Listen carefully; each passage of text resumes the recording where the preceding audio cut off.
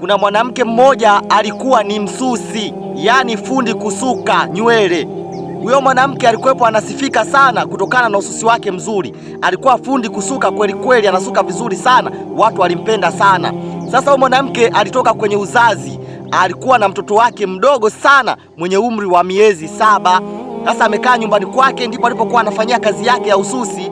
Asubuhi tumida kama ya saa 4, kuna mwanamke mmoja alikuja mzuri sana pale nyumbani kwake, anagonga hodi. Kwenye kugonga hodi, yule mwanamke akajiuliza, nani anakuja kunigongea hodi? Au watu wa kusuka kama kawaida yangu itakuwa ni hivyo tu. Yule mwanamke ikabidi atoke aje kuangalia nani anayegonga hodi. Kuja pale anamuona mwanamke mmoja mzuri sana mwenye asili ya Kiarabu. Mwanamke mzuri sana mpaka huyo msusi mwenyewe alistaajabu. Leo nimefuatwa na Mwarabu, kuna kitu gani? Jina langu limekuwa sawa. Akamwambia, karibu ndugu yangu, shida yako nini? Akamwambia, bwana, mimi ndugu yangu nimepata taarifa zako kuwa wewe ni msusi mmoja mzuri sana. Hivyo nimekufuata lengo na madhumuni unisuke, kwa sababu nipo karibu sana na kuolewa. Hivyo ninavyokuambia, kesho tu hapo inabidi niolewe na bado sijapaka ina na bado sijasuka. Naomba unisuke. Yule msusi akasema, yes, kazi ndio hii sasa. Na kusuka hamna shida ya aina yoyote, lakini mimi nina mtoto mdogo mwenye miezi 7. Je, utanivumilia kutokana na malezi ya mtoto huko na kusuka? Akasema, hakuna shida, mimi nitampakata, wewe utanisuka. Tena hilo aswali na shida, maana ni sawabu kwa Mwenyezi Mungu. Yule mwanamke yule sasa anataka kumsuka yule fundi, akaenda kuchukua vigoda akaweka chini, wakae mradi aanze kumsuka yule mteja wake.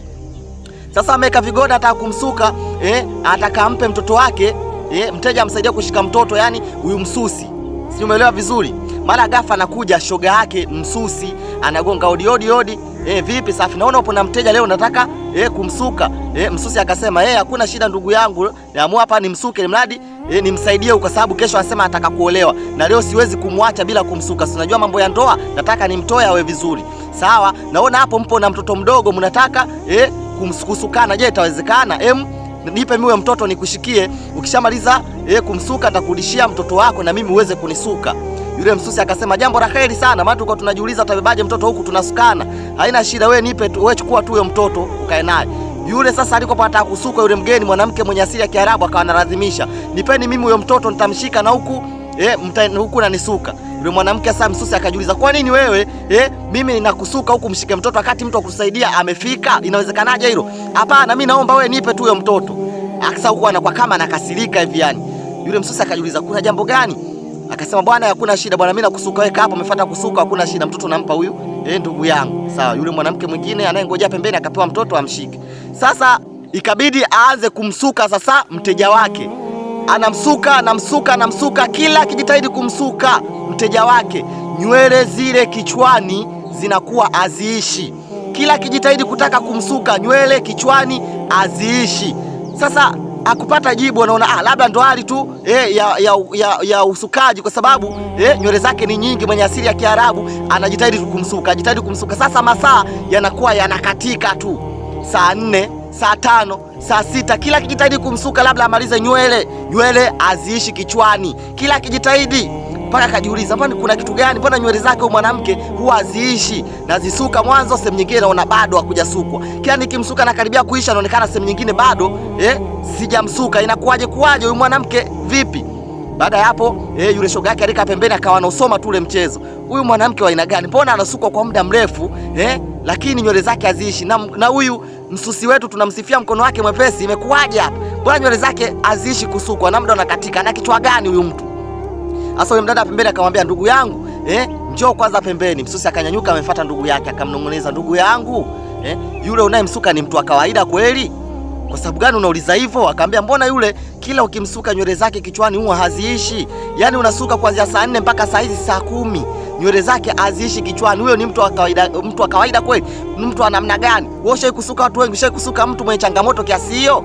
Akasema, ndugu yangu kweli kila nikimsuka naona nywele haziishi kichwani. Kila nikimsuka nywele zinakuwa kama sijaanza kusuka. Je, inakuwaje hii? Akamwambia, wewe sio kiumbe wa kawaida, huyo jini lengo lake nini? Huyo jini atakuwa na lengo gani kakufuata wewe? Akamwambia, mbona pale muda ule nilivyokopo, ndo anakumbuka sasa, mbona pale nilivyokopo nataka nikupe wewe mtoto, alikuwa anataka kumng'ang'ania huyu mtoto, yani haende ampakatie yeye na kila nikimsuka nywele zake haziishi huyu jini. Kwa hiyo lengo lake alikuwa anataka amchukue mwanangu aondoke naye akamuue au akamnyonye damu, au inatakiwaje? Ngoja twende turudi tukamfungukie kwamba wewe tumekujua sio mwanamke wa kawaida. Kweli msusi na mwenzake wanarudi pale, wanaangalia kigoda, wanaona hakuna chochote, na pale walipokuwa wanasukana kuna fence, hajulikani yule mwanamke ameenda wapi. Yaani ameayuka ghafla tu, amepotea, onekani wapi ameenda. Kwa hiyo ndugu zangu wasusi, dada zangu, kuweni makini sana sana sana kwenye kazi zenu, kwa sababu unaposuka wewe kuna changamoto nyingi. Sio wote unaosuka wewe ni watu.